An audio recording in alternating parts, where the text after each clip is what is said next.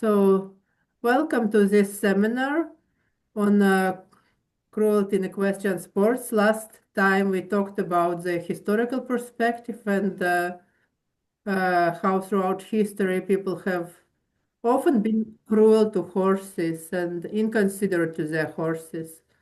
Um, in a way, we have inherited these attitudes, but we also don't need to follow them because yes, time change. And this seminar was inspired by a real event in Latvia. So we are not a super great equestrian country, and for me it was a surprise that we have this elite level cases of horse abuse, because I was more used to like abandoned horses or starved horses in circumstances where people don't have money or don't have education. And I find it's a kind of more understandable and kind of you have the idea of what to expect, how to deal with it, with this situation. So provide people with money, provide them with education, so on. But when it happens that an elite equestrian stable um, is reported to abuse their horses regularly for hours in a week, and these are like very expensive horses which they're selling for amounts of money which are for Latvia very high. And the trainers are also have experience in dressage. They're not uneducated people. Um, the question arises: Why are they doing it? Is this giving any results? And why people around them are looking and like saying nothing? Because it's impossible that people could be abusing, hitting their horses, beating their horses for like many times over months, and nobody noticed it. Nobody noticed any effects on the horse. This is a livery stable, so there are lots of people who are coming there to train. Why no one ever said anything? Or are people just blind because there is this trainer authority? The trainer knows what to do. Um, Possibly they are right, or people are afraid to report, or maybe we normalize this violence in some way because of the way we also teach children that the horse is not going, hit it harder. If the horse isn't stopping, just pull strongly, whatever. Is there a different way how we can teach people and still get good results? And of course, keep it safe as well, because we don't want to be in unsafe situations for us or our horses. So to talk about it, we invited this time horse person, a practitioner, Karen Rohlf, who is the creator of Dressage Naturally. So the name says it all, how you can ride in train your horse in dressage in a different way. And we will give a word to Karen, who will talk about her methods, about her work, and then during the discussion we can link it back to the past practices and future practices. So is it something that we can implement and hope to see in future and fewer cases of horse abuse? So if you have questions, you can either leave them until the Q&A part when you will be able to speak, or you can put them in the chat. I'll collect them and we will address them during the discussion. But thank you very much. Karen, the word is to you. You have PowerPoint to share or something, you can do it. Sorry, say again. Is it my turn? Yes. Oh, okay. All right. Well, yeah, I'm really happy to have been invited on this and to have this chance to talk about this really important subject, and especially in this format where there's time to kind of to settle into the subject and to be able to talk about it and discuss it with you guys. So super happy. So I'm going to be sharing my opinion on how to train compassionately, more compassionately, and then to share an ethical framework. So let me just click some buttons here and share my screen. All right, I assume that that's working. Yes, All that's right. great. Yeah. Awesome. I love it when it works. Okay, so yeah, an ethical framework for training. That's my beautiful horse Natia, and I just love this picture. Obviously, it's a composite picture because this is what's important to me is, the partnership with the horse and doing dressage, but doing it in a way that really highlights the cooperation as much as possible. And today there's really increasing intolerance of cruelty in horse sports, which is a good thing. There's more outcry for the punishment of people who have been offensive. Um, Yet, even with all this outcry and this knowledge, there's still times where we don't really trust what we're seeing in the moment. And we still might struggle to know what to do in the moment when we witness such things. And as students and even trainers, it's easy to be stuck somewhere in between the established methods that, are just the way things are done and what our hearts are telling us. So, hang on. Oh, so there is good news. There's been lots of improvements. The UK is going to now be allowing the use of voice, which is the lightest aids. Bitless is allowed in competitions in Netherlands and Hungary and maybe even more places I'm not aware of. Even bridleless competitions are popping up. Um, with the internet, more and more people are able to see examples of working with horses in partnership and to see actual examples of that. And students and horse owners in general are more informed about the different possibilities, more of the science behind, how horses learn and for horse care, and, more possibilities of how to be with horses and train horses and keep horses in a kinder way.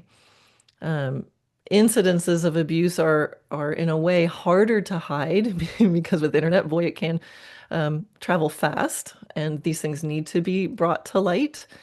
So this is all positive things. Uh, the governing bodies for each discipline, I think it's really important that they do their part by having rules during the competitions and then really enforcing them, which is the other part of it, to protect the horses. But the competition arena is only a small part of it, right? Because most of the time, horses are being ridden and trained not in the competition where there are these rules and people watching to enforce. I also believe, there definitely need to be consequences for these cases of abuse, but the consequences it's always after the fact for the horse that's being abused. So that never seems quite fair enough. And hang on, I don't know why. Oh, okay. So I think what's important in this discussion is to have something to move towards, and not just wait until there's something that we think we can punish, right? So instead of just waiting to see something cruel and then going into the shaming and the blaming and the outrage, we need to find something to move towards because punishment is, the least effective method for anything, whether it's for our horses and for our people. So it's this interesting moment where, yes, if we see this horrible thing, there need to be consequences. People need to be held to account. But for every video that we see, most of the time, we see this video of a horse being abused, there's somebody videoing that. And like Anastasia was saying, there's often in some of these videos people laughing and talking on the sidelines watching this. And um, yeah, I think everybody's just waiting, and we need to get braver and to know what to do in those moments. So what we need is a framework for kind and fair training and horse care. We need a culture that prioritizes well-being over the results. And I do believe cultures can change. We need rules that protect, the welfare in and out of the competition. And we need to think about how we can empower horse owners and students to advocate for the horse. And in what I do as an educator, I feel like that's where I can really play a role. I'm not the one out there, arresting people, but I can educate students to know what to move towards and what to move away from, and how to trust their instincts and listen to their hearts more than just tradition. So it's easy to target equipment and techniques, and a lot of the discussion around cruelty can go all in on like, well, bits are horrible and spurs are horrible and sticks are horrible. But there's definitely something way beyond technique, and we need to get past that knee-jerk reaction. So we need to consider things like the principles and the priorities of the person. We need to try to look at the intention with which things are being done, the attitudes behind the training method. Because there's a lot of different systems out there, and a lot can be successful, right? And even quote unquote good systems and exercises and nice equipment can be used to harm.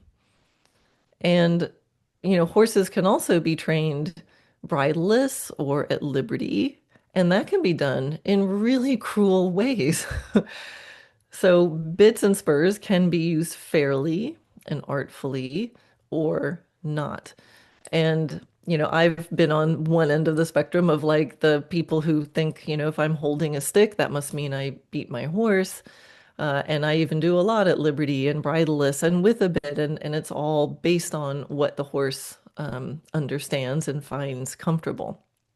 So again, I think we need to be really not falling into the trap of the knee jerk. That's a rope halter. That person's nice.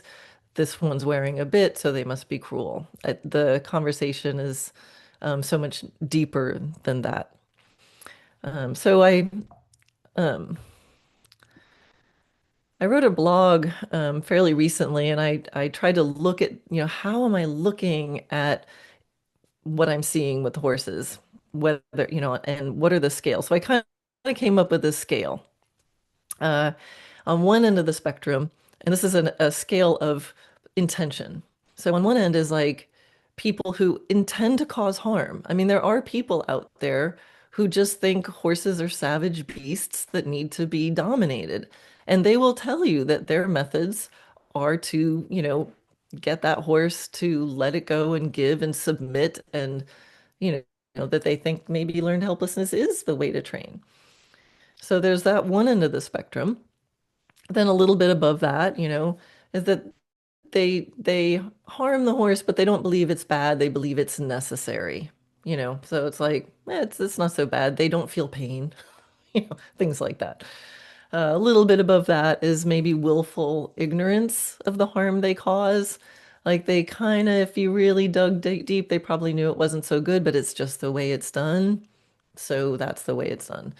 Then we get into, even unaware that they're causing harm to the horse. So they're not reading the signs, they're not educated.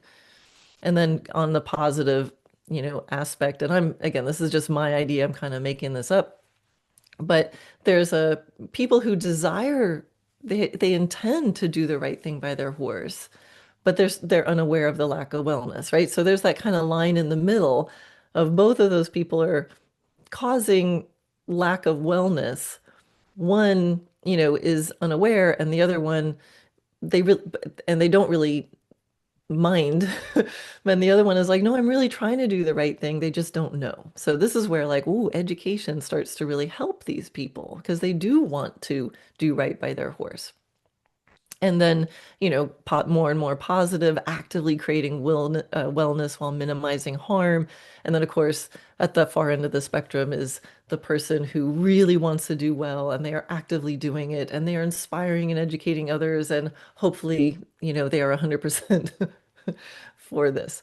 So that's just a range. So when I see a horse having a little trouble, before I go to like shaming, blaming, I kind of just step back and think, how can I put this, how does this scale sort of layer over this? Because there's a big difference in how you handle it with someone who's trying to do the right thing and maybe needs just some education or support, somebody who's just on that edge and they just don't see it. Like, did you know that, like, can you see that your horse is stressed out? Here's the difference. That can really turn someone around. But on the other hand, there's the person who's aggressive and violent, and like that person is probably not going to be, that probably person probably needs to be taken away and perhaps some consequences. Right. But I see on the internet a lot of people who are in the positive. They're trying to do the right thing. They're doing their best. They have a moment. It gets on Facebook and they are shamed and they are blamed. And then they just retreat even more, which is going to stop them from getting educated. So that's just one way to think about it.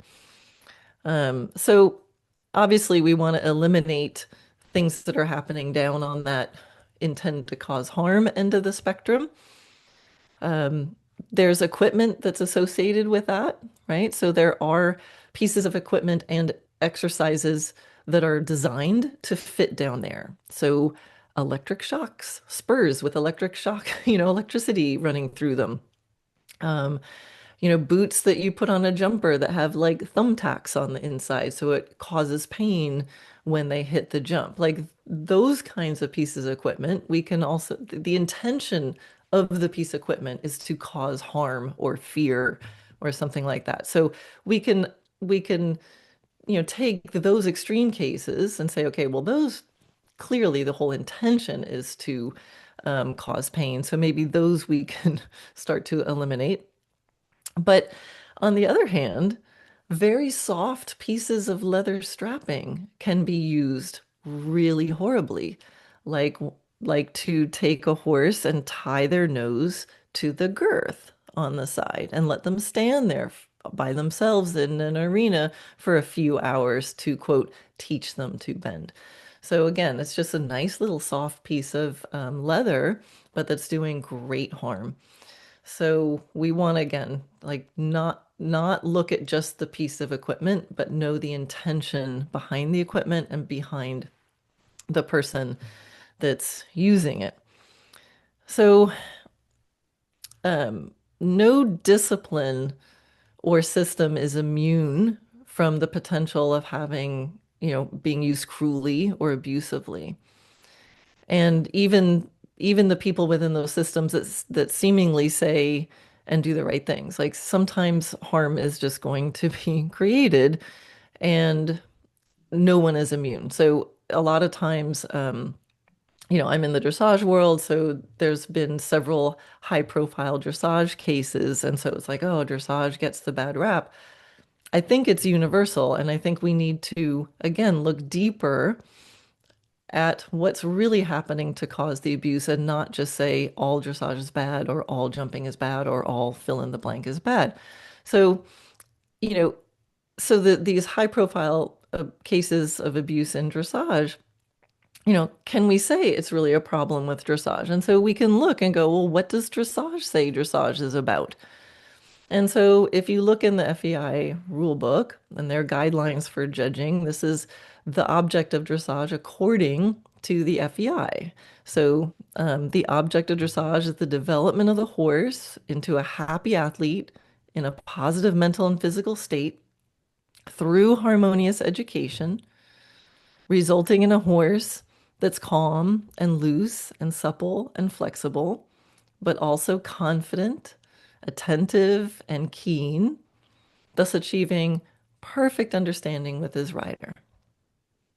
So I don't know, that sounds really good to me, right? This sounds like when I remember reading this as a young dressage rider first starting, I was like, this is amazing, right? And when I was starting out, I thought, okay, I'm going to do all this training and someday, one day I'll get here.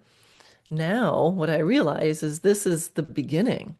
Because if you're not doing this, then you're not doing dressage, right? And dressage is a process of training. It's a verb. So if this is what dressage says that dressage is about, then we have to ask, well, then how is it that there are dressage trainers who are, supposedly the top of their game and elite and educated and the best in the world, then how are they abusing a horse? Because that doesn't fit into this um, definition. So that made me look, okay, what's going wrong then? Where is the cruelty coming from? So I took had a little think about it. And, it comes from a few, there's, I think, 7 things on this list. So cruelty can come from a belief of the inherent right of humans to dominate over the horses, right? So there's that belief, right? That the humans are superior and these are beasts of burden and they're just born to serve us and that's their lot in life. And so, of course, we have a right to do whatever we want to them.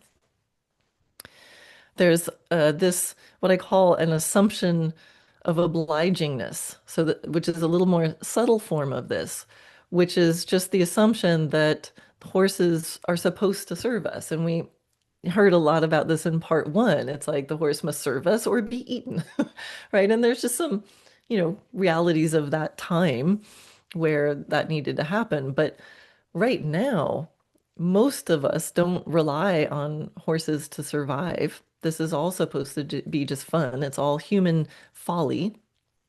But yet, there's this assumption that horses are here to oblige to us. Uh, yeah. And so we can even see in the higher, um, sometimes in the highest parts of sport training, that these horses are almost disposable, right? So people spend a lot of money on them. They don't perform. They're put in the system. If the horse doesn't fit in the system, then they're sent down the road. I personally have had multiple horses who were on their way to being put down or, put out to pasture because their bodies are broken, who rehabilitated just by being in a different culture. But, it's there's insurance money, there's all kinds of reasons, but there's this like, oh, they don't fit in the system.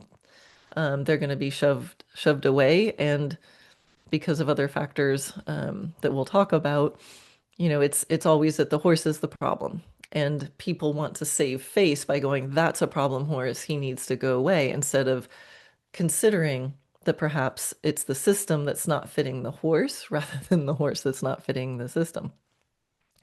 So this other belief of this human right to dominate and this assumption of obligingness will naturally lead to more methods of control over cooperation, because that's the idea. They must do it because we asked. So another cause of cruelty comes from lack of emotional intelligence, right? So why do highly trained, educated people who know better sometimes abuse horses? They're frustrated, right? So they don't have their own emotional regulation, right? And none of us is above this. We're all going to get afraid sometimes. We're all going to get frustrated sometimes. The key is to have the self-awareness to understand when you're in that state. So something I teach all the time and say is that personal development has to go along with horse training, because fear and aggression and frustration will work against our training, but we have to be able to identify when we're in that state. I mean, I can say, you know, again, it's not that I'm above this, because just, a few weeks ago, I went out, there was stuff going on with the work and a lot of really sort of frustrating, annoying things going on. I went out to the barn. I started to do my normal routine and I just stopped. I went, I am not in the right state of mind for this. So I took my horse and I just went for a walk on the trails, walking along, and found some stuff he wanted to nibble on, and I sat in the grass. That was one of the wisest training decisions a human can make. 'Cause, like, I am so distracted and in this state of mind. So this emotional intelligence or lack of emotional intelligence can easily lead to things being taken out on the horse. So another piece that cruelty comes from is a human ego, right? The horse needs to make us look good, and that sets it up to blame the horse instead of the program or the riding. And I see this a lot. Was coaching a student at a show, a competition recently, and in the warm-up ring, and the trainer was riding the student's horse, and it was not a very nice ride. Just, the horse clearly wasn't that into it. And the human was just saying things like, "Oh, he's being such a expletive, and and just putting the horse down." And I'm just thinking, it's your job to make this go well, but he was clearly slightly embarrassed to be having this ride that wasn't going really well in front of people. And you could just see the human ego trying to, like, well, it's all the horse's problem. It's all the horse's problem. So he could feel good about himself. Um, Financial pressures are a big cause of cruelty. You don't want to lose uh, the client, or you get the client to buy the wrong kind of horse for them, and now it's not going to go well, and then methods have to get stronger. You paid a lot of money for this horse, and now he's got to, like, earn it. You don't want to lose that money. You've got to go for this thing. So you've paid a lot of money for the competition. That's tricky. I mean, that's, one of the reasons I stepped away from the buying and selling horses part of the business, is like, that's a lot of financial pressure. Like, I'm not interested in that. Like, I don't know how people invest that kind of money and then let the horse go out and socialize and be turned out. So many expensive horses are kept inside stalls, rarely allowed to be turned out. If they start to trot in the turnout, they're brought right in. Their shoes are put on them at age 3. Now they can't get turned out with other horses. And, again, it's like it gets into the cycle where the more money that's involved, the worse decisions are made for the horse. Um, Another cause of cruelty is just the pressure from traditional norms, right? So there's the way things have always been. And as we saw in part one, so much of riding comes from a more military kind of background. And there's an attitude that goes along with that kind of approach, right? Shut up and do what I say. So that's getting passed to students in the way that they're taught, and it's getting passed to horses by the way that they're trained. The students are mimicking this, and it's just, yeah, that militaristic approach where it's not questioned, it's just the way it's done. And then going along with that, the fear to speak up. So there's real psychological reasons why it's very hard to speak up. And I wrote another blog. I think I saw that you guys linked to this in the promotion for this, and called Smoke and Mirrors and Horse Welfare. But there's a thing that's called the bystander effect. And in one of these experiments, they had a whole bunch of people in a room, and all of them were actors. They were in on the experiment except for one person. And so they're all sitting in this room and they're filling out these forms, and then smoke would come through an air vent, very slowly at first, and gradually more and more. And you could see the person the experiment was being done on sort of look and see it, look around. Nobody else is doing anything. And they went back nervously now to fill out their form. And the vast majority of people did that. They looked around. If nobody else was doing anything, they didn't do anything. And they, until it wasn't real smoke, but if it was real smoke, they all would have died. And I think there was just one, very small percentage of people who were like, "Hey, doesn't anybody see this? I think we should get out of here." So I think it's helpful to know that that's a psychological part of how we are wired as humans, so that we're in that situation, we have to go, oh, this is the bystander effect. Like maybe I need to do something about it. But that is not easy. I think it's not easy for most humans to do, and it's the sort of thing, I don't know, for me, I feel like I need to be prepared. Like sometimes playing that out in your head in advance so that you know, like, what might you do, if you're in this situation. There was another experiment where somebody was clearly struggling and not well on these steps outside, and people just kept walking over this person until one person started to help. And as soon as one person helped, then everybody else started helping too, right? So that moment of like, I think something needs to be done here, but I'm not going to be the first one to do it. But as soon as you do, one person does it, other people agree. I think that's really um, good to know. It just takes one brave person to start it. Yeah. So the other the other cause of cruelty that I could think of was to not, and this is probably part of the human ego, but I thought it was good to split this out, is to not realize or not admit that we are causing the vast majority, probably all, of the problems that we end up trying to solve with the horse. And that's a very humbling thing to think of.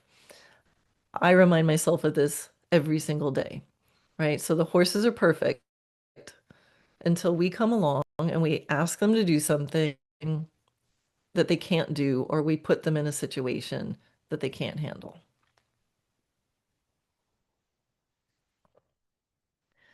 And if you really, I tempt everybody who plays with horses to be thinking about that. If something's not working, how are we responsible? Because we chose to do that. We chose to put them there. We chose to ask them for that. And it's really helpful as a trainer because then I know, okay, I don't have to push through this. I can find an easier version, or I could change things a little bit to make it an easier way for the horse to be successful. All right, so with these things kind of floating in your mind, then we can think about, what do we need to do to decrease the chances of cruelty? Well, we need to address kind of all of these. So with more compassionate training values. So to think about valuing cooperation over control. We want to be able to control. I think that's safer that if we need to take over control, we can, but we're always valuing cooperation and communication as more important in the training process. It's not just about trying to get it done. And then, instead of the, emotional lack of emotional fitness, we want our intelligence, we want to have emotional intelligence, and we want to be a calm presence. There's all kinds of ways people think that they need to be a leader.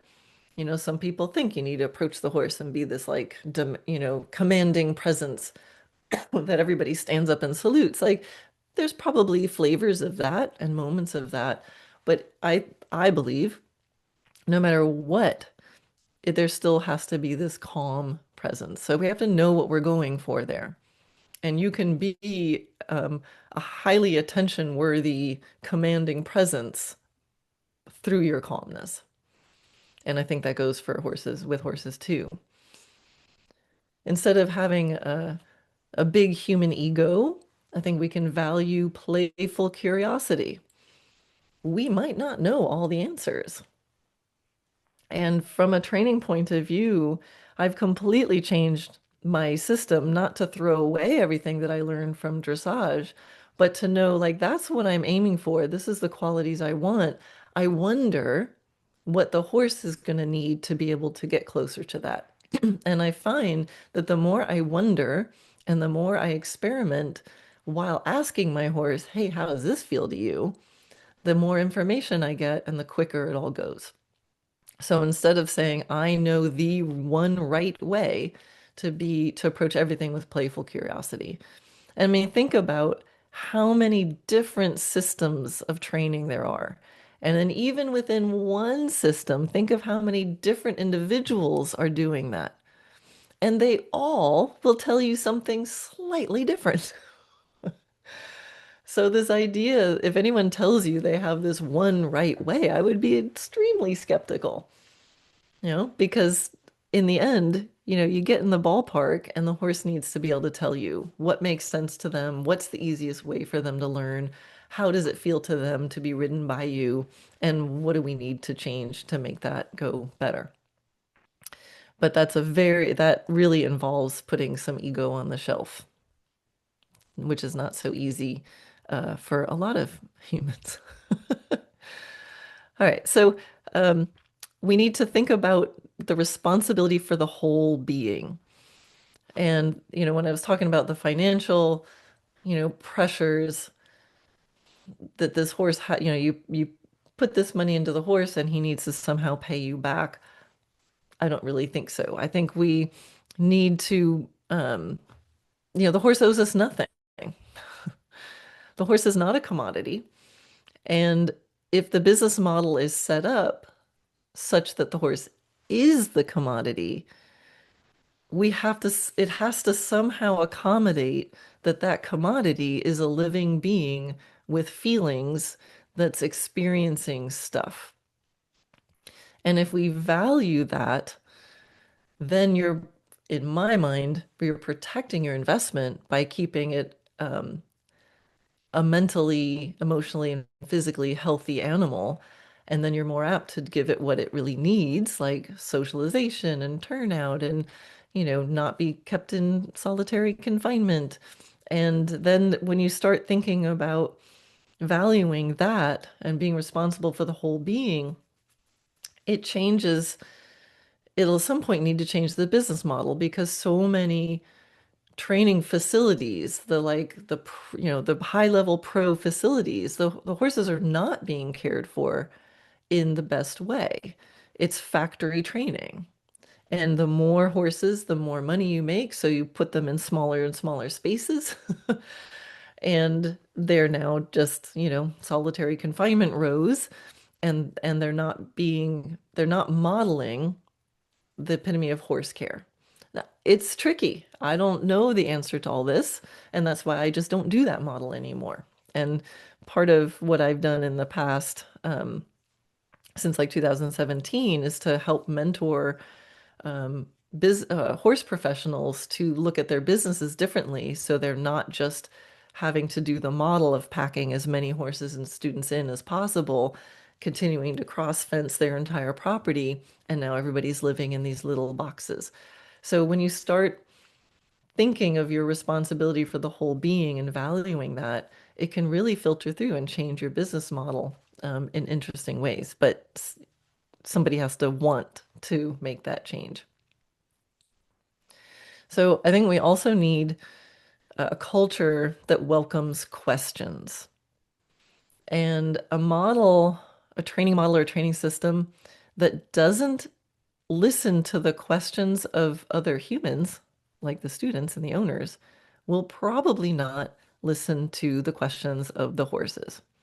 I work with people all over the world through the internet and the online courses. A lot of them have, local instructors, or they'd like to get help from local instructors, which is great. But they want to know, who to go to and who's going to be safe. And I just ask questions and see what they say. Try asking a question in the middle of your lesson and see how the trainer values that. And if they're going to do the just shut up and ride to their human, to the student, to their client, to their customer, what are they going to say to their horse when their horse goes, "Hey, I have a question." Right? So you can learn so much by asking questions of the professionals, and not only by how they answer, but whether or not they answer. So I really welcome questions and conversations with the students and the owners, because to me, this is really important. And I need to be able to explain calmly why I'm doing what I'm doing. I think that's fair enough. So if we want to have that culture where if someone's confused or someone doesn't understand, that they can go, "Hey, wait a second, I have a question."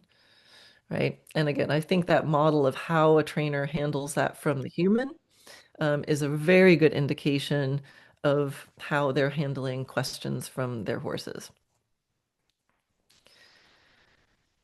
We need to have to support empowered, advocacy to help people have the courage to speak up and to help educate people on how to do that safely.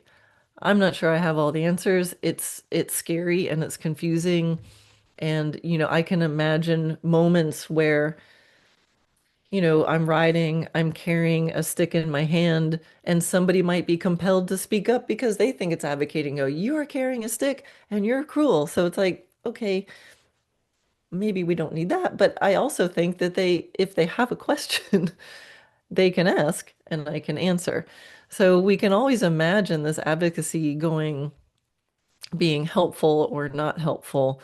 So I think it's something I'd like to learn more about of like how can we start these conversations? How can we speak up? What's a safe way to speak up? What's a way to speak up that doesn't create more defensiveness and close people down? And I actually wrote another blog on that recently because I needed to know the answer to these questions. And so I was playing around with some chat GPT and asking it. And it actually ended up giving some pretty cool answers and some pretty cool guidelines as far as when is it safe to speak up, how to speak up, when is it not safe to speak up, and how to speak up in a way that invites a change in perspective and some curiosity and to shift the attention to the horse's point of view, but in a way that's not shaming and not blaming and not causing defensiveness, because otherwise it doesn't work. So I'm a little bit better with horses than I am with humans, but that's something I'm really thinking a lot about because we all have a role to play when we're out in the world witnessing stuff. All right. And then, again, very tied into the human ego thing again, but to have that humble self-awareness, right? So if we think that, if I had the hypothesis that we are causing all of the problems that we're trying to solve, that really requires humbleness and it requires a lot of self-awareness. So to be able to just objectively look at the cause and effect of what we're doing and be willing to admit that we might be the ones causing the problem. Right. And I think, but to be able to step back and just go, huh, and use a more scientific brain and just go, huh, let's see, I did this and then the horse did that. I'm trying to do, fill in the blank. What's an easier way to do that? What's a way to do that where the horse isn't so over threshold? Okay. So sounds nice. We'll start getting more and more specific here. So how do we bring all that nice idea into an actual training program? So, like I said before, I really want to give people something to move towards.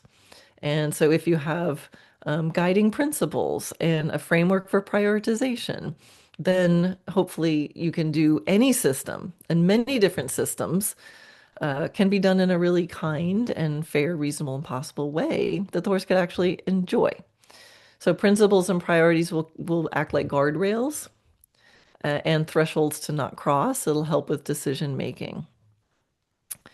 Okay, so an example. So here's some principles to move towards that I have for for what I do. Some key principles are the basics of dressage are for the horse and should feel good to the horse. It's about healthy movement. Everything comes from and returns to relaxation. I want a horse with a well-regulated nervous system. Mental, emotional, and physical are equal doorways. So if something's not working, I'm going to look at all of those things. Do they not understand something? Are they not okay with something? Or is this just a coordination problem? Fourth principle, precision arrives out of the possibility that playfulness creates. If you start banging your head against a wall, stop, sit back, and see what you can wiggle. Is there another way to do it? I love this picture of my horse Ovation with a soccer ball. That was some of his best early dressage posture training. Just give him a soccer ball. He'll work himself just playfully. And dressage can only be as good as the partnership the communication, the biomechanics, and rider skills combined, right? So if something's going wrong in the dressage, I'm looking at all of those pieces. And these are things that are employed every single day. This is just solid. It's everything I do is within these principles, and I can look at these principles in times when things are not going as well, and I have a little puzzle. Here's an example of priorities, right? So my top priority is the responsibility for the horse's whole life experience, not just the training. Second priority is a happy athlete training scale, which I'll explain in a second. And three, as I talked about before, the never-ending personal development so we can arrive to our horse the best human we can be. I like to say horses make us happy, but they shouldn't have to. We need to do the work that we need to do to arrive to them. Okay, so let's get even more specific. So here's my happy athlete training scale. So this is the framework for prioritizing partnership and well-being in sports-specific training. And some of you have heard of the dressage training scale, right? Rhythm, relaxation, connection, impulsion, straightness, collection, and that lives way at the top. So the happy athlete training scale is a much more holistic. It's not just the little dressage part. And so this is, you can look through these. It's the first priority is a happy, healthy, calm, content, comfortable horse, right? When I'm not around, if someone came in and went like, "Hey, horse, how are you doing?" They're like, "I'm good." Right? They're comfortable in their life when I'm not there. And then the same thing for me. I'm happy in my life. It's like, "How are you doing, Karen?" "I'm good." "Okay, great." Just good starting point. And if that priority is met, then the next priority we can focus on is harmony. So how trusting, you know, are my horse and I when we're together? Are we attentive to each other? Are we attuned? Are we emotionally connected? This is where self-carriage comes in, right? Because we're not climbing over each other or afraid of each other, right? We're together in self-carriage, if we wanted to use a dressage term. And if we've got that, if we're happy individuals and we're kind of okay with each other together, then we can start to talk. So the third priority is like, all right, let's get some communication going. Let's think about responsiveness, eagerness, understanding, willingness, mentally connected. They're like, I get it. Sure, I'll do that. And we can be clear. And then if we're happy and harmonious together and we can talk, all right, now that's when I start going, okay, let me start talking to you about how you're moving and let's get the way of going better. And it kind of makes sense that the way of moving, the biomechanics, comes this late because who cares how fancy your horse is prancing if he's running you out of the arena or you can't even get on him to ride because you can't catch him. So, but if we're here, then we're thinking about, can I get my horse energized? Is he balanced? Is he supple? Is he rhythmic? Is he aligned? Are we physically connected? And then if we have a happy little camper horse that we understand each other and we're moving with balance and freedom and all those yummy things, now you can apply your sport specific skills, right? So if you want to jump, then you do the skills for jumping and you get more agile and athletic and strong and coordinated and powerful. If you want to do reining, then do your reining stuff. If you want to do dressage, then you're doing the upper level movements. And I know this maybe seems really obvious. I hope it sounds obvious, but think about how many horses in life are doing a lot of dressage or whatever sport it is, and they're spending relatively little time actually enjoying their life. So again, it seems like a very simplistic model, but when you look at it this way, it's like, oh, yeah, if it's so simple and it's so obvious, how come it isn't being done more? And so this is really a way of decision making. It's a way of literally prioritizing. So as you're going through your training process, if things are getting out of balance, if you're like, I'm fighting with my horse in dressage, you can go, well, what are some things underneath that I could be thinking about? And there's many horses that I've worked with that have come out of the sport world. They were the discarded ones. That what made the biggest transformation when they came to me and started them on a path where they are happy little campers doing dressage was lifestyle stuff. I had to get them mentally healthy enough to be able to deal with being turned out and to trust and to really be communicative and not just wait for someone to push them around. So this is real. This actually works. And if you want like this simple framework, write this down, put it in your barn, and just think about it and think about in moments with your horse, when can you employ this or how can you layer on and sort of diagnose what's going on with your horse. Now, another really important part of helping horses uh, have less cruel experiences. There's a little cliffhanger there while I took a sip of water. Another thing we want to move towards is choice, right? So yes is meaningless if no is not an option. Cooperation and communication over control. So we talked about that. That means sometimes they're not going to do what you ask them to do, and you want that information. Well, if I ask and they don't do it, even though they understand, like that's really good information. And I'm not going to knee jerk go to like wrangling them back, whether they want to or not. I'm going to go, huh, I wonder why they didn't do that. And so, from a training point of view, thinking that success equals understanding plus the opportunity to offer, right? So, when I come in from training my horses, I'm not like, yes, used all my aids today. I really got them to do it.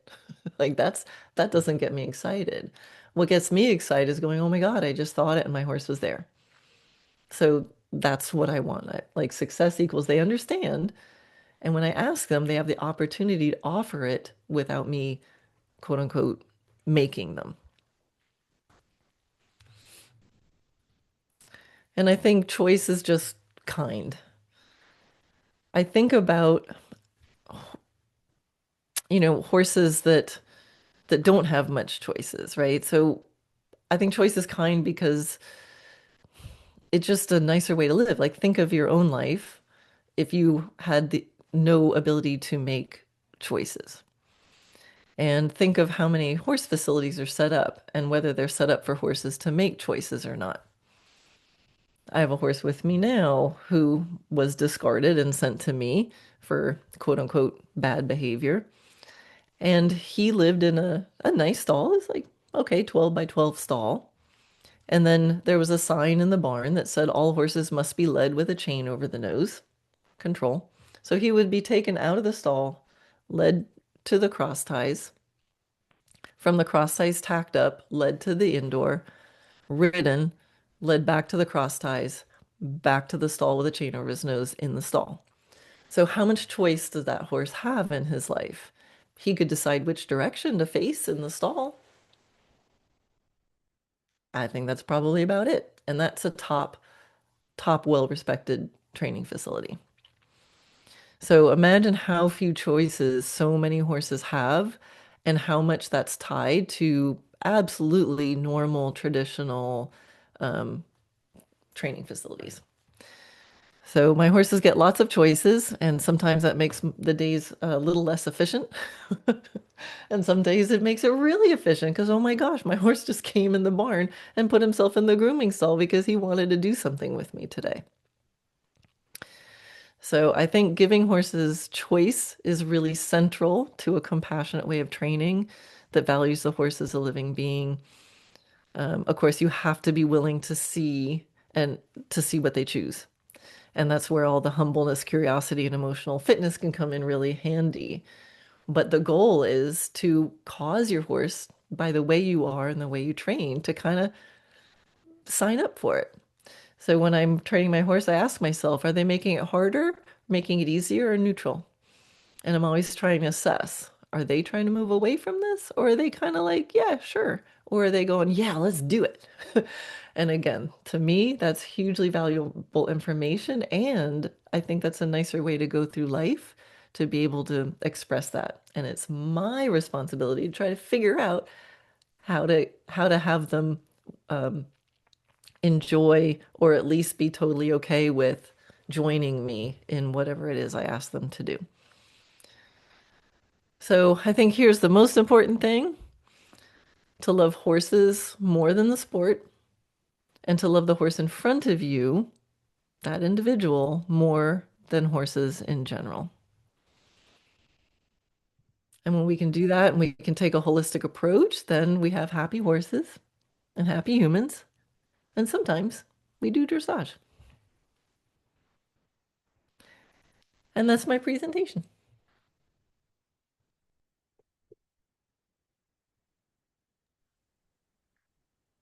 Okay. Thanks, Karen. That was lovely. Oh, sorry, I feel like I just talked to blue. I'll take another sip of water, let you guys all process that a minute. Thank you. That's wonderful. And I think it ties Excellent. nicely into what we talked about last time, um, about the reasons why people could be cruel, and also the reasons why people want to choose and be gentle to their horses. I also had one question in the chat from Dinah. Um, yeah, I also have kind of more general question comment. I like the Sure. fact that Karen is talking about the happy horse and also the happy rider, because it's like so many people who are doing sports, not just equestrian sports, they think that they need to achieve something. And I'm also, at the moment, I'm studying in a course to be certified as a trainer. It's a kind of general course for all trainers who are training anything from running to fitness to sport games, whatever. And the emphasis is always like how to make that let's achieve something, and like what are the goals and everything. You ask your kind of trainee what are the goals, and like I said, what if they just want to have fun? Like most people who come to me to ride horses, they just want to have fun with horses. And very few of them say, I want to show jump. Most of them say, I Mhm. don't want to show jump, I don't want to do anything serious, I just want to have fun. I think, yeah, Yeah. you are coming to the right place, because I can teach you to kind of show jump, but we're not going into professional sports. I can teach you the basics, and then you can move somewhere else and do the professional stuff when you have the good basics. But I'm not the one who is going to take you over competition rounds, because I. Yeah, and there's so many different facets to it, and I'm not anti-competition. I have several students who are competing right now, and one woman who took a horse who was given to her because he was bad behavior, and they just did their first Prix St. George this year. So it's a matter of going, I have this goal, but what am I willing to do to get there? And our goal was like, can we get him to be okay in the competition arena? And so she really did such a beautiful job of preparing him and doing baby steps and just taking him off the property. And then, in each step of the way, because to her, it wasn't worth it if the horse was completely stressed out by it. So it was like to do the Prix St. George with a horse who was like, that was okay. And even if it was hard that day, that he's comes out the next day, he's like, whew, I'm home. Let's get back to it. Right. So it doesn't mean that everything is always perfect and, butterflies and daisies. It's just, you do hard stuff when you train and ask your horse questions that they can't handle, but the goal is always that they're okay after it, that they go, oh, I get it now. And we're not willing to just make it happen, even if they're saying that they're not okay, which is unfortunately what a lot of competition barns are practicing, the art of get it to work, even if it doesn't want to work right then. Like just figure out how to make it happen in that moment. So, but it takes people to just let's just do the relationship part, and then somebody else can do the part about the competing. It's like it can all work if you keep your intention and your principles and priorities as you go through. But totally possible. It just is harder for the human ego to have a goal like that and to compete and still be there for your horse. It's a challenge, but it can be done. I don't You know just have to be about. willing to lose your entry fee if it turns out it's not a good day that day. But it's worth it. It'd be worth $300 to not violate your horse and to put him in a situation that he's freaking out about. It's decisions like that. Yeah, I don't know about the international like culture in sports, but I think in Latvia, especially Latvian sports, like a lot of pressure is put on children that they shouldn't just enjoy the sports, but should show results. And yeah, that they should perform well, and that changes the attitude with which you come to the horse. You have to get results. And we went to a training competition last year with my sons and with two very green horses. So what I asked them is like, give them a nice ride. And I saw that technically my horses and my kids weren't as good, well prepared as the other riders, but they were much more confident. And after the ride, they enjoyed themselves. They're like, wow, we did it. That was so cool. Um, Nice. and like all the other, I had boys, and like all the others were girls. Maybe it makes a difference, but they were much, much technically better, and their horses were much better, but they were so stressed out. Like, why? You're so good. Why do you need to worry about something? It's so strange because apparently we want to do it because we want to feel good. So why do we want to put Yeah. us ourselves and our horses to That's stress? the question. Yeah. Yeah. Mm. So it's a question about happiness. That's right. Mm. Um, and it links something to something Dinah wanted to ask. I think maybe Dinah wants to unmute and ask her question, or we can read it from the chat. How to talk with people in the profession. Dinah, you here? Oh, hi. Yes, yes, I'm here. I Hello. just have a hello. I have a small child in my lap, so if I cannot finish the question, then you can read it out. But yes, I really enjoyed this presentation because it really matches up with all what is now recently going on. That the choice and control is putting like the control from the horse's side, not from the rider's side, but that the horse or any animal has a choice and can control its environment. That's the most that yeah makes a happy being.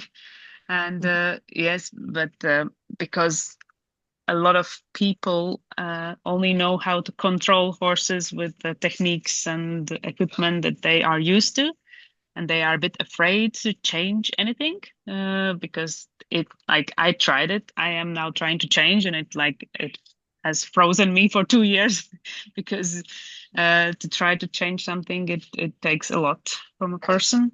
And then I think as a society, like equestrian society, we cannot change so fast. So if we like say, okay, we don't do anything as we did before, then we are just, yeah, we're out. And yeah, so I think that my question was there are some people who say, okay, don't be so rude to other people who are abusive because, you know, if we show to the like general society that it's a thing, then they will ban like uh, horses at all and like Yeah. equestrians. Yeah, I mean there's a lot there. So, the social license thing is real and social license is decided by other people. So I think you're right. Like the abuse and the cruelty it spreads like wildfire and everyone's like, see how terrible this is. It's why I put that slide in there. But we have to think about what we're moving towards. We have to highlight an alternative to that with more enthusiasm than us pointing it out, all the horrible things. And the horse industry has to change itself from the inside for us to be for anybody to believe that this could be done well. And I think it can be done well. Um, so there's that part of it. Yeah, I think we need to celebrate a little bit more. And I think people are becoming afraid to celebrate things because someone else is going to come along like, but did you see his ear went back? So he's clearly unhappy. It's hard to put yourself out there these days. I mean, I feel that too. Um, yeah, so we want to celebrate the things that are working well and praise that. And I think in empowering students, we can sort of quietly move our business away from the people who are not doing nice things with horses. You know, it's that, but the people have to be, the horse owners and the students have to be empowered and have the courage and have the community to like, "Yeah, I'm just not going to go to that person anymore," and let let their business struggle because they don't get clients anymore. That's sort of a nice way to do it. And you had another thing that you were talking about. think she was talking about equipment as well, but I think you mentioned in your talk that you can Oh, basically use the same, like much of the same equipment. Like you can still yeah. use bits and you can Yeah. still use whip, but just in a different way. Yeah, I think it's really the principles and the priority shifts, I think is huge. And when I first started dabbling in more natural horsemanship and finding a different way. I mean, I didn't mean for that to change how I was doing dressage. I was perfectly happy with my dressage training.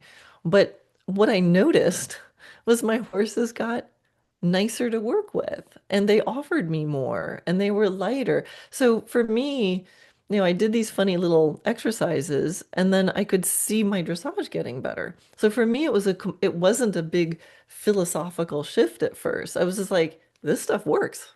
Like, wow. If I can figure out how to ride my horse with a totally loose rein and still be able to communicate about these certain things, when I do pick up the reins, it's easier. So there's, for me, it's just like, wouldn't it be better if the horse was not afraid? Wouldn't it be better if the horse really understood? And then when you start thinking of that makes sense. So how am I going to learn how to communicate better? How am I going to learn to have my horse calm down more? And then you seek out that information. And the thing is, it works.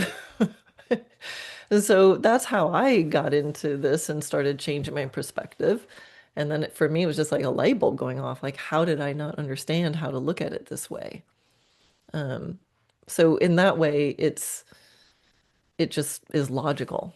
So you don't have to, it's easy to change minds. And when people would first come to me at clinics who had never done anything, natural, they're just sport riders, I just start solving the problems.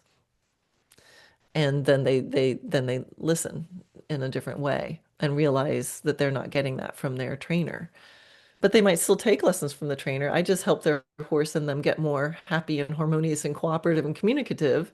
And then they have a sport specific trainer that tells them how to, judge the distance in their jump and do stuff that I don't know how to do. And they're just a better partner with their horse. I don't know if that answered your question or not, but Thank you. And was a comment that horses always do what you ask them to do, but sometimes you're not just right asking the right thing. And that's actually exactly. what I'm telling my students so often. Like, she's not turning, she's just sidestepping because you asked her to sidestep and she very kindly did it. That's one of my horses is very good like doing sidewalk, and if you do ask her to turn the wrong way, she's just doing that. She's not disobeying you, she's just confused. Hmm. That's what you ask, and yeah, that's um, Yeah. Any other questions? um, I have a question if I can. Like, Sure. you talked about like working beatless with the bit, and I've also worked with many of my horses beatless, and it's like mostly it was fine, and mostly horses enjoyed it or were fine with the transition. Have you ever found horses who were like totally hated beatless or didn't like it or felt like it was more stressful to them to be ridden in beatless outfit? Yeah, yeah. So I'll just tell you how I kind of approach it is if I'm starting a horse, they're started bitless. And Mm. then at some point, and the training just continues. At some point I start putting a bit in their mouth going, "Do you like bits?" Some horses are very clear that they really hate stuff on their tongue. And I've had, there's plenty of horses that when you put a bit in their mouth, they just don't like the feeling on the tongue. You can play around with bits with tongue relief and find one. This is where I have my bucket of bits and I'm like, which one are they comfortable with? Maybe you should Some just watch horses it are on just there. not comfortable with bits, and so um, they don't have to wear one. Some horses are like, yeah, this one's fine. I'm like, okay, cool. And then we go on, and then the bit for me is a tool of refinement. So it should take something that's working well already and then make it clearer, more delicate, more refined. Like you said, some horses are like, oh, I understand that. Some horses hold a lot of tension in their jaw, and actually being able to have a bit, you can cause a horse to open and, chew their mouth and relax those muscles. Bits also cause a lot of jaw tension, so that's there too. But I'm feeling it out, and I already know what they feel like to ride and train bitless, so I know exactly what effect the bit has. It's either positive, negative, or neutral, and then I continue accordingly. Horses that are not clean slates, that they come to me, they already have a life. Maybe they've been ridden in bits or not, or have had experience with riders' hands. That changes things a lot because they're not this pure, clean slate, and they have baggage. They might have defensiveness. They might associate bits or bitless with something. And so with those horses, my goal is just communication that they understand. And I'm thinking of, what do I use the bit for? And can I make sure I'm only using the reins for those things? And I just work with what the horse understands and seems the most comfortable in. So one of my horses, this one in the background, he goes the best in what's I call my like half double bridle. It's a bitless bridle, and then I have a curb. So instead of a snaffle and a curb, I just have a bitless and a curb. And just having that bit, and I found one that had a lot of tongue relief. He doesn't like snaffles, but that he's just happy and light in it. I mean, it's just where our connection seems to go the best. I can ride him bridleless, I can ride him bitless, but when I do dressage, him wearing that just is the most harmonious setup. And he eagerly puts it on his head. So to me, I'm like, I'm not going to be righteous about using bits or not bits. I'm like, what works for the horse to make our communication and our, dressage session be as light and harmonious as possible. And I find whenever I get righteous about something, a horse will come along and go, haha, I'm different. So I'm open. But again, there's the range of equipment that has the intent of causing pain. Remember that scale. So I will never put a twisted wire or a triangle bit or things that are invented with the intention of causing pain. I'm always going to stay in a range of smooth bits that fit in the horse's mouth, and when there's no pressure on the reins, they're benign, right? So there is a range of equipment that's okay for me to try, and there's some equipment that I will never try because the whole intention of that piece of equipment is to restrict or cause pain, if that makes sense. Yeah, But yeah, thank I think we you. have to listen to our horses. Yeah. I had one horse who I started riding after she was 19, and she's been neglected for years. What I realized with her that she was very uncomfortable when I tried riding her without in a bitless bridle, and she was like, she was not sure what's happening, and she was much more stressed. And I tried different bitless setups, and some of them worked better, some of them worked worse. But for her, it was clearly going out of her comfort zone, and she's still not okay. She's been with me for 6 years. She's like, if I ride her regularly, I would like sometimes I would just put on the Beatles bridle because I want to do something more interesting with her. And she's not young; she's like 25 now, so it's more about doing some work which is more engaging. And um, I also found that she's very happy about being ridden because she's been neglected. She's the only horse who comes to me in the field. All the horses who grew up with me, they would just look at me like, okay, let her come. And I would call her and she would come to me. She's the only one who would do that. But yeah, she was the only horse who wasn't comfortable about bitless, and I think she's just seeking for this security because that's the way she's been ridden all her life. It's a very mild bit anyway. And the other very interesting experience was that I had a bit made after medieval example, and with this bit, it's constructed in such a way that you cannot put pressure on the reins. If you're putting pressure on the reins, it works as a stopper immediately. So you're riding with loose reins, and I tried it. Apart from the horse for whom it was made, I tried it on another horse who just hates bits, but she was okay with that one. And with three young horses, and they were all much happier with this bit. It's like a single bar, but it doesn't put any pressure. It's very thin and very light. And yeah, they were all very happy about it. I think when it comes to bits, I think another part of the conversation for me is what are the reins for? Yeah. So no matter whether attached to a bit or a bitless or anything, the reins to me only have three purposes. One is very subtle positioning of the head and neck, and I mean subtle. And because I ride bridleless, I think of all the things I can do bridleless, and then the things that I go, having reins would really make this easier. So if I wanted to turn the head like 1 degree to the left, the reins are a very clear tool for that.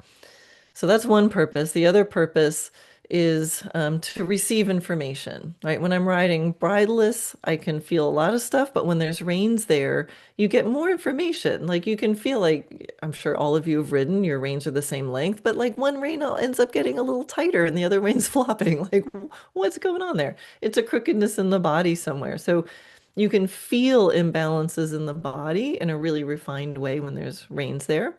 And then the other purpose is just all is one point of connection, like ballroom dancing, right? When we have that frame. So if those are the purposes of the reins, then when I'm riding, I ask if I have reins attached to whatever, I'm asking myself, am I only using the reins for that purpose? Or am I using it to manage the speed?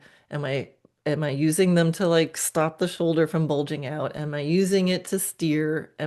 And so I'm always training, whether I'm riding with a bit or without a bit, so that I'm not using the reins for anything but those three things. And so one way to get good at that is to not use reins.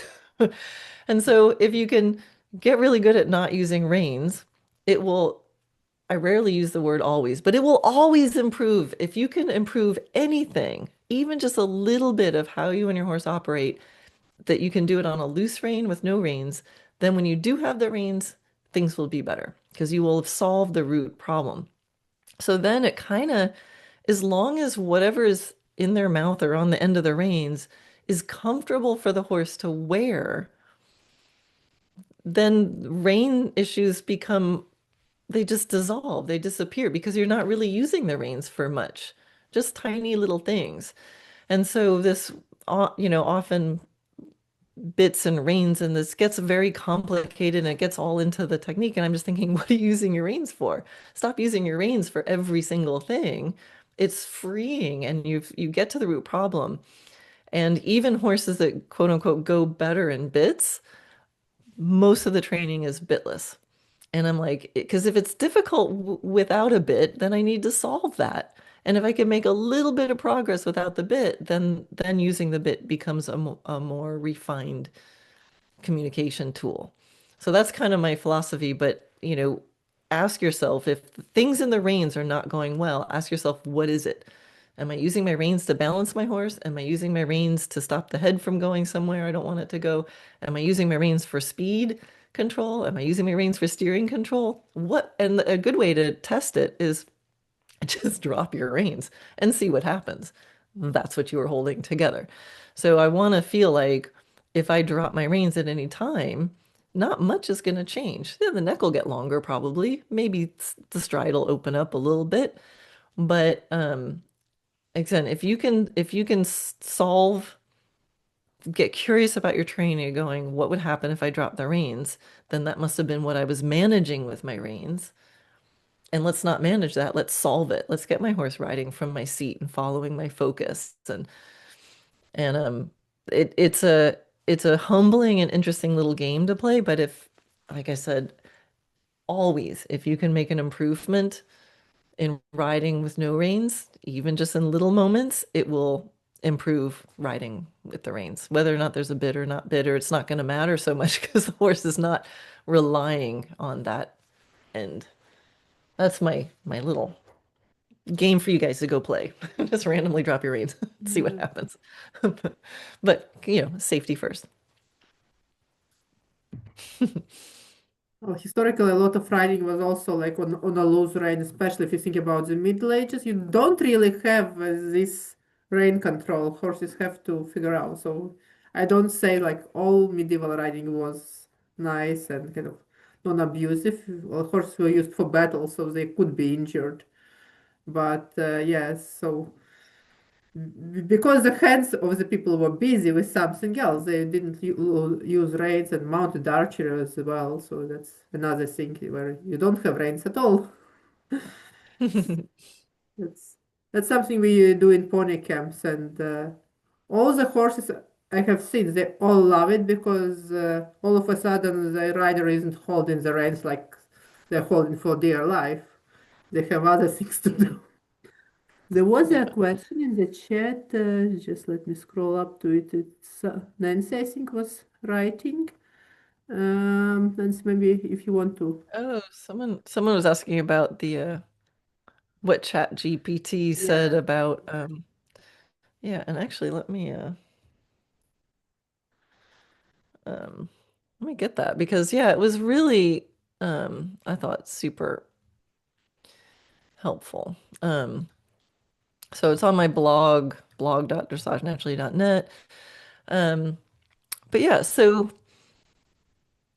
when if I have a moment to talk about this, it says when speaking up is usually best when it's a situation where education or stress reduction can work. So a typical scenario for that would be a frustrated rider or handler is losing patience.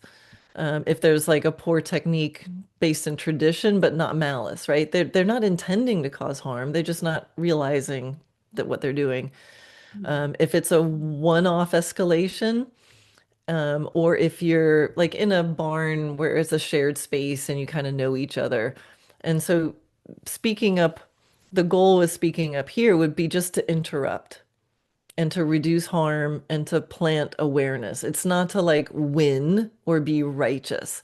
So this could be just something like, there's someone they're like, ooh, that's getting a little rough. But the person, and you might just go over and be like, hey, we're all going out, gonna grab some lunch. Do you want us to order you something? Like it doesn't even have to be confrontational. It's an interrupt. Just interrupt it.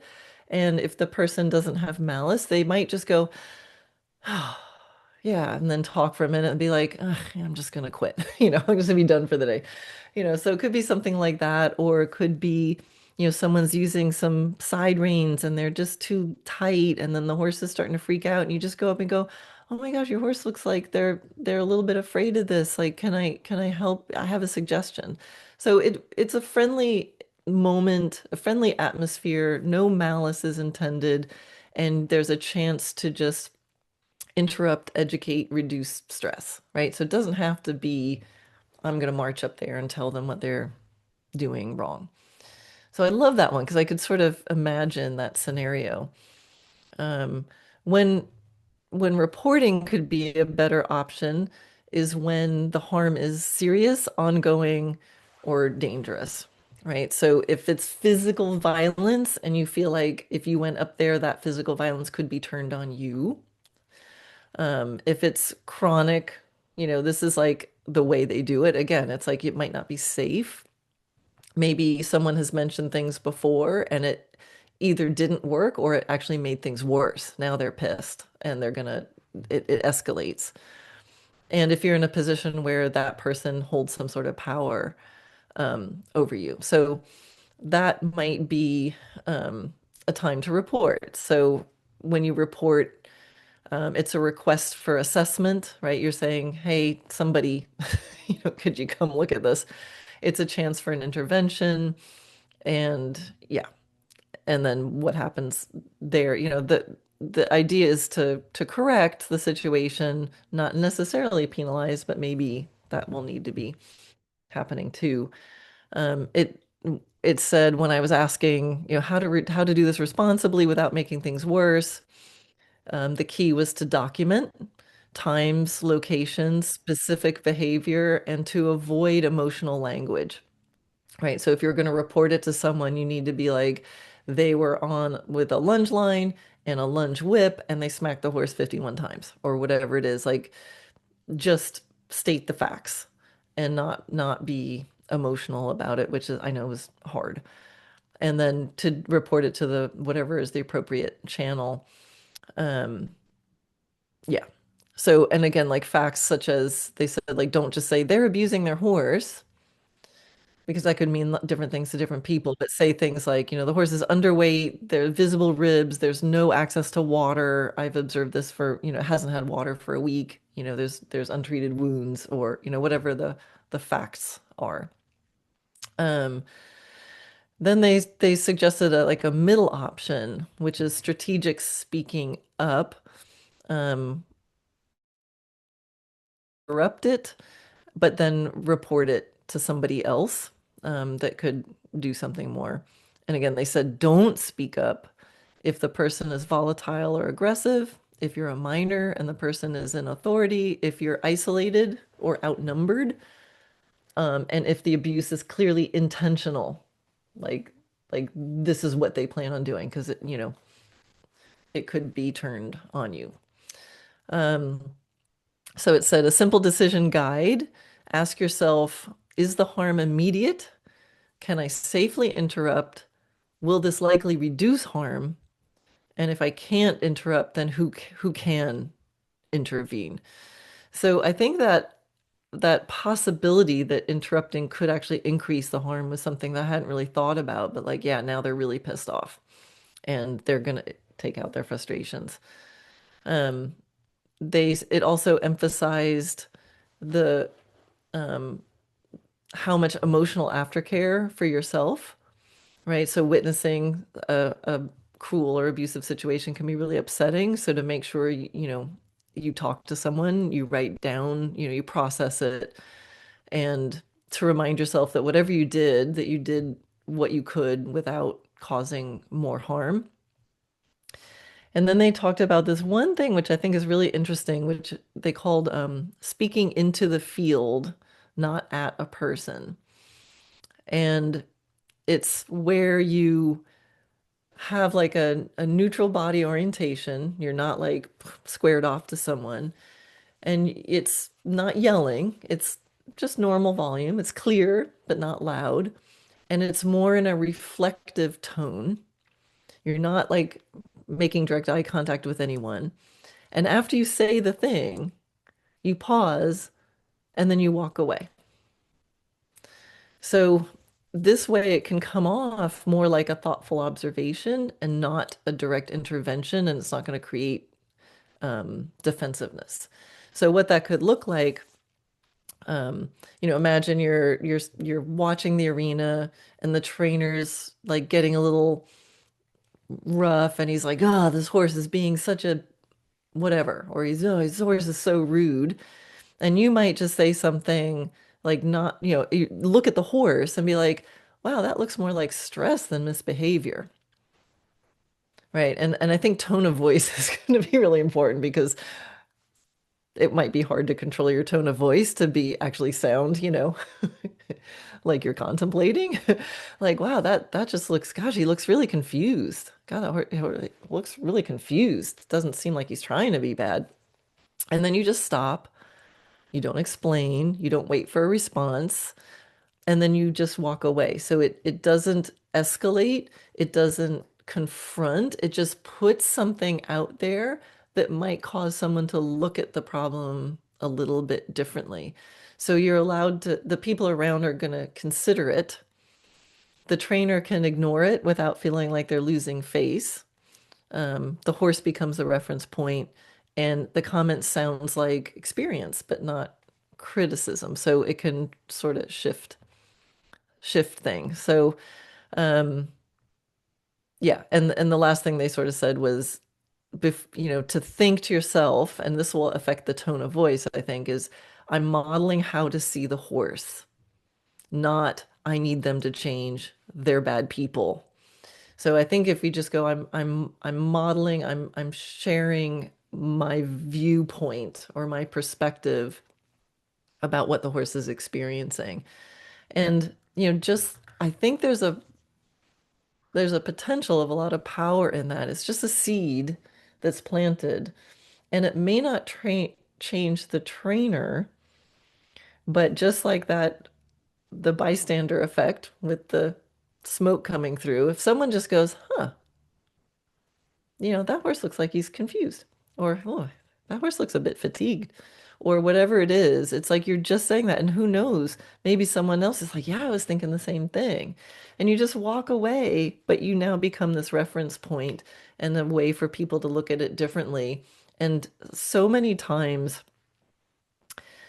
students that have come to me from situations with trainers that they didn't feel safe in, or they just didn't like, or they knew it wasn't good for the horse, that when I explain some things, I will often get this exact response. And they go, oh, I knew it didn't seem right, but it was what the trainer was doing and what the trainer said I thought it was supposed to do. So there's this, I think we know in our hearts, and we just need that community and that culture to be like, yeah, I feel that too. It doesn't feel right. And again, and if you're not sure, to be able to walk up to the trainer, it's like, hey, I just have a question about what you were doing with that horse. I'm open to that. Like if anybody says, I bet, and I hope that I'm like, oh yeah, that really was a little harder than I wanted it to go. I think I probably could have, made that answer simple, or whatever, explain like, that horse is, I don't know. But I think the asking questions, just shifting that perspective can be more powerful than we think it can be, where we don't just have to wait and then publicly shame and blame and do all that. I think there's something else that we can do here, that can help the situation without making it worse. I don't know. Is that helpful? And you can see, you can find these blogs on my blog. There's a few of them that deal with welfare stuff. Yes, thank you very much. That's Yeah, you're welcome. really helpful. And I think if you are in a certain environment, you often assume that things are done that way, and then you don't realize that it could or should be different. I had a very kind of disturbing experience a couple of months ago. One of the girls who went to my pony camps regularly, but also had a horse in a like big stable in the capital. She was saying like your horse is jumping well during the training, doesn't jump well during the competition. I'm not her trainer, but I said, okay, I can go and like take a look. I haven't been to the stable for years and years, and why not we can just go with my other students and my kids and just watch the competition.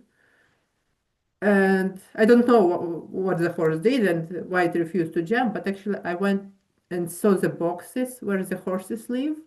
And I was like, oh my goodness, all my horses live outdoors, but previously I've been having them in a different stable, sports stable, where they turned out with other horses during the day. And basically they have all the day being turned out. That's another option, which is quite common in Latvia. In that stable, they have like 3 by 3 meters boxes. That's very small. And most of them are never turned out and never turned out with other horses. So this horse has been living there for years. It's ridden every day by one of the 3 people. It's a family horse. They really love him. They really care for him.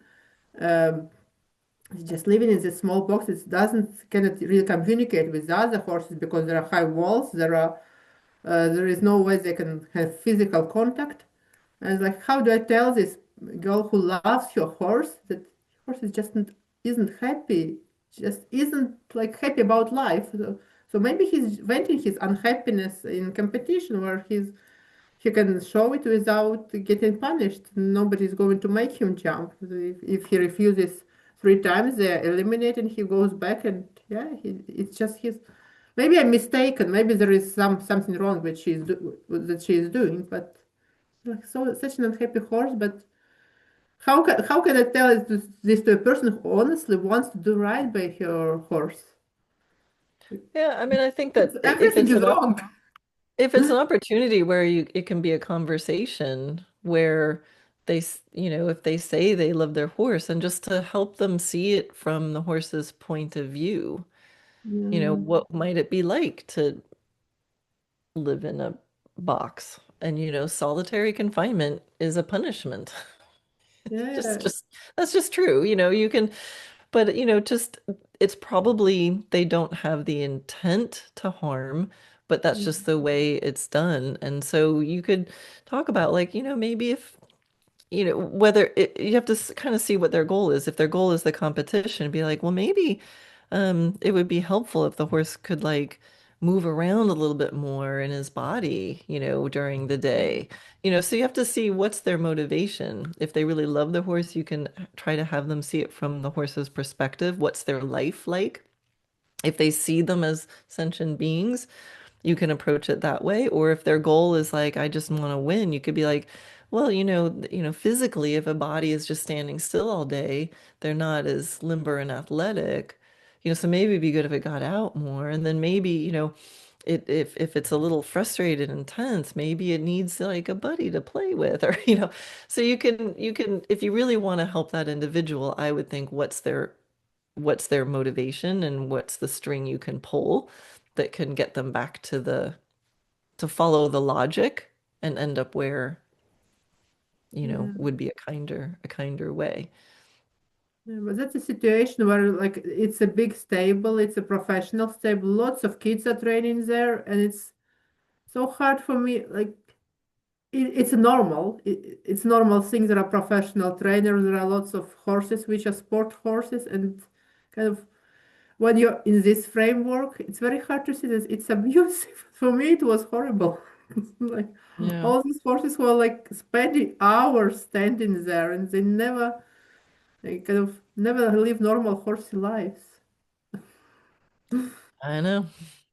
Yeah, So, so I think that's a question for all of us, that just in life with horses, with everything. It's like, what can we do? Right? And it's easy to get overwhelmed by everything that needs to be done. And, you know, there's another another one of the blogs I wrote, it's like there's different things that we can do and different people who are going to be good at those different things. So with some situations, what the remedy is going to be to immediate intervention. There's people who are really good at calling the police and getting that person arrested. Like there's people who are really good at that. There's people who, can, apply penalties and re-educate. There's people who are really good at inspiring and encouraging and being models, and holding people up and sharing, different possibilities. So you can sort of see, you probably guess which kind of person I am. Like, so there's all sorts of things that need to be done. I'm not the person who's going to be an activist and go into that stable and set the horses free and put the people in jail. Like that's not going to be me. However, where I can contribute is to encourage and empower students and praise and hold up and be an example and try to educate. And I think everything counts. And, we just have to make those decisions in life. Otherwise, it's easy to get really overwhelmed and just want to crawl in a hole and cry. So yeah, I think we do what we can in our world, and if it becomes important, so Anastasia, you can either just decide I can't go there anymore, or you could, if you have influence with some of the people who own the horses that are there, and you're able to speak heart to heart with them, and you change one horse, that's something.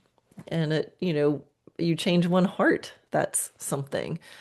So I think if we all do what we can, but I think the people skills is harder for me than the human skills. But like, how do we, yeah, get the courage to do that? How do we do it appropriately? How do we do it in a way that doesn't create more problems?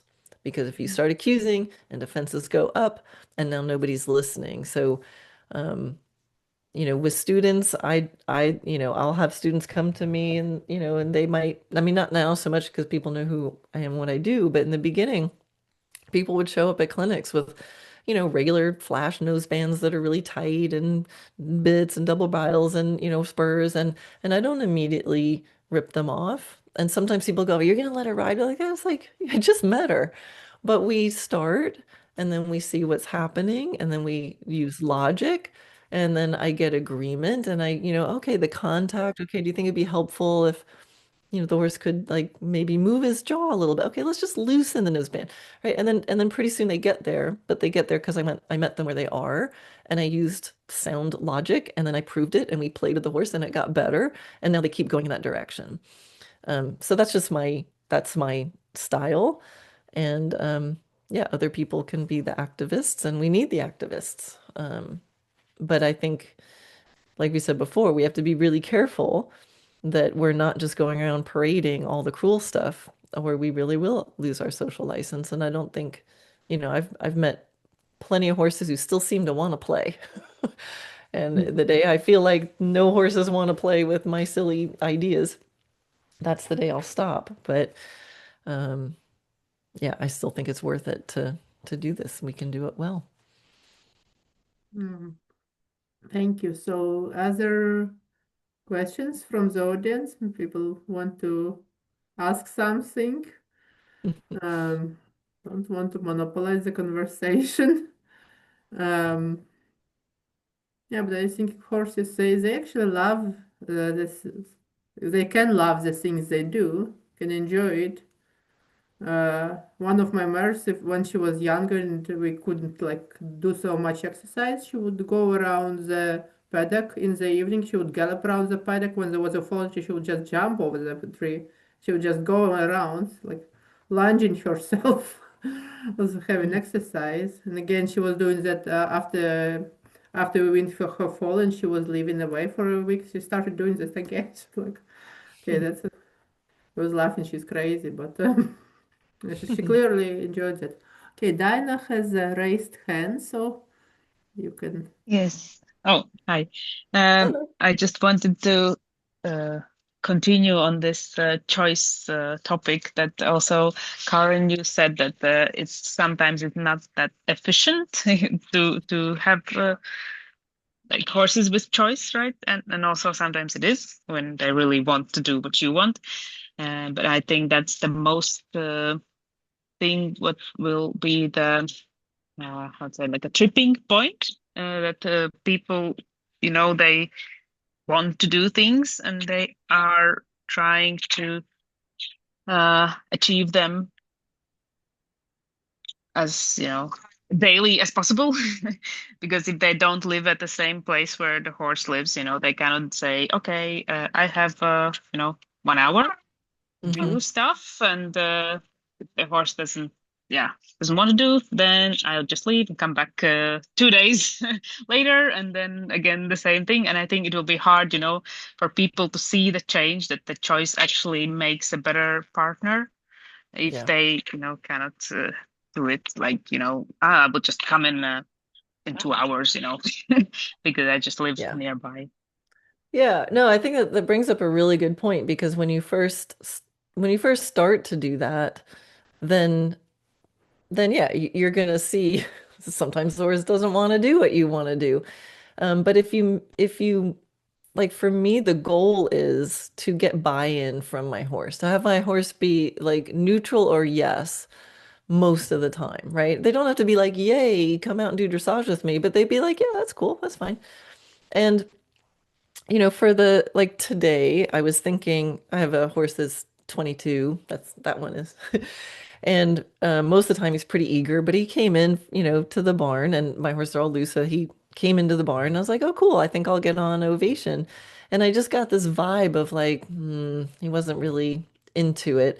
And he kept walking out of the grooming stall. So I was like, yeah, you know what?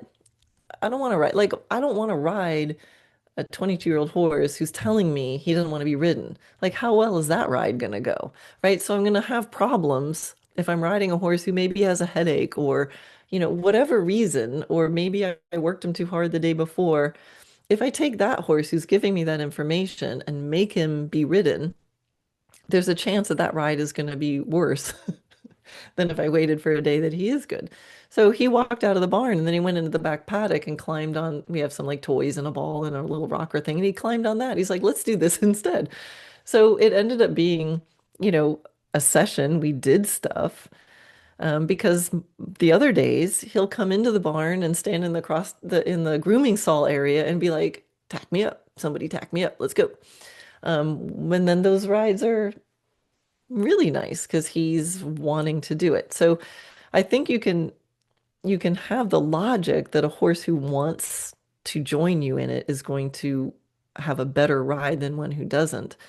Now, I also think that, you know, life is life. And there's times when my horse is like, I don't really feel like it. And I go, okay, but we're gonna do it, right? So I'm not, they don't always know what's best, right? So sometimes they don't know that like we have to do it. Like I don't want to get a shot. Like you're gonna get an injection. You need to get vaccinated. Like I know you don't prefer this, but I'm gonna set you up and have you, you know, be able to do it nicely. Um, so there's some times where I'm like, you know, they're like, I don't love this idea, but I ask myself, is what I'm doing fair, reasonable, and possible? Okay, I get it. You're not really into it, but I'm going to ask anyway. And then I'm monitoring, how did that go? Right? Because sometimes my husband asks me to go do errands with him, and I don't really want to go. If he asks, I'll say no. But then when we go out and we do it, we actually end up having kind of fun. And then we have some dinner, Yeah, right? that's true. So My husband too. I think, so I think that happens with horses too. There's times when they're like, no, because it hurts and I'm afraid. And then there's times they're like, I'd really like to go just eat the grass over there. And I'm like, well, no. Like today, my young horse, I'm riding her around and there's Spanish moss hanging off the trees. And she throws her head up and she's like, I'm going for the Spanish moss. I'm no, thank you. Like, okay, I hear you. No, not right now. So I don't always let them do exactly what they want. But, you know, after we took a break, I walked over and let her have the Spanish moss as a reward. So we can have a relationship where, and it doesn't mean that if I give my horses choice, it doesn't mean that they always get to do what they're telling me that they would prefer. But I'm always looking at it from a point of view of, are they telling me that they're afraid or confused or anxious or don't understand or in pain? Like I'm always looking at that. And then I say, is this fair, reasonable, and possible? I'd be like, yeah, come on, let's just go for the ride. I know you'd rather just get scratches today, but we're going to go for a ride. And then I pay attention to say, was he giving me a clue that he didn't feel well? Or is he just like, okay, and then the ride is fine. And then I kind of keep track of that in our little relationship of like, how are we communicating with each other? But if I always, no matter what, default to just shut up and do what I'm asking you, that might start to have an effect. The same way, if I always go, if he looks at me sideways, I'm going to drop everything, then my horse is training me and we never get anything done. But I think this is where the reality is we're somewhere playing in this middle. And we're going to get it right and we're going to get it wrong and we're guessing what our horses feel like. But if we approach it with the attitude of, I want to have these principles, I want to have a partnership, I want my horse to agree, and I'm seeing this moment and I'm making a conscious decision, and then I try it, and then I keep track of how did that go. I think if we just simply do that, we're going to get so much more information. And hopefully we're building our relationship bank account much more than we take withdrawals, which is, I know you don't want to, but we're going to do it anyway. Is that okay with you?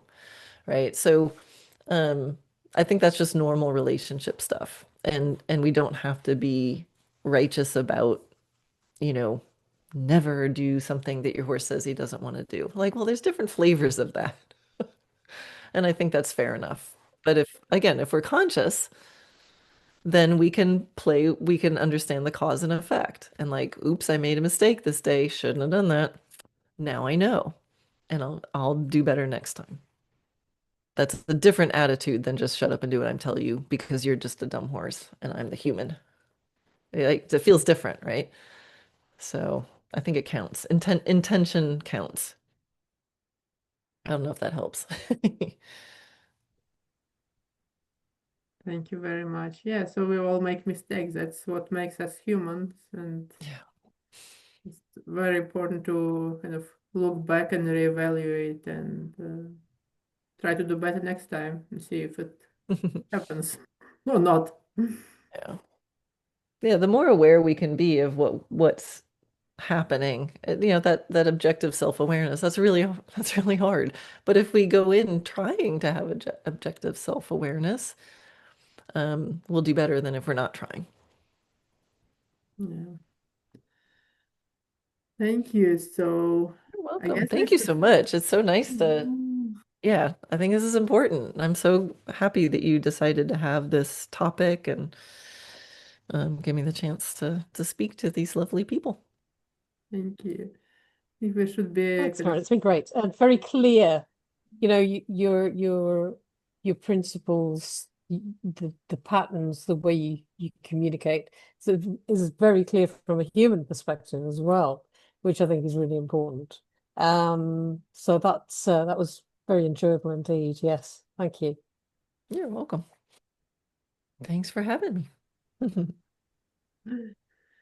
So, do people have like last burning question to Karen, or we can round it up? Yeah, Um, okay, everybody, thank lots of you. thank yous. Yeah, thank you. So if people have ideas what they want to have in future, they can come back and we can kind of revisit it.